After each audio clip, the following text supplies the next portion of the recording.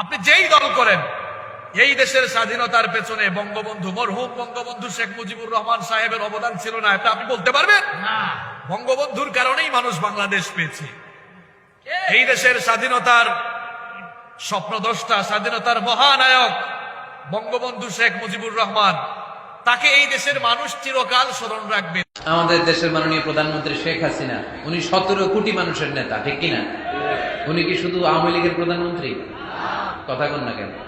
শুধু বিএনপির প্রধানমন্ত্রী? শুধু জামাত ইসলামের প্রধানমন্ত্রী? শুধু জাতীয় পার্টির প্রধানমন্ত্রী? তিনি 17 কোটি মানুষের প্রধানমন্ত্রী। আওয়াজ করে বলেন ঠিক কিনা? তার মানে নেতা সবার জন্য হৃদয়ে ভালোবাসা থাকা চাই। ডিজিটাল বাংলাদেশ গঠন করার জন্য যে স্বপ্ন দেখেছেন তিনি অবশ্যই কোরআনের আয়াত দিয়েই করেছেন, যেন মুসলমানের নেই। কথা বলছেন না কেন?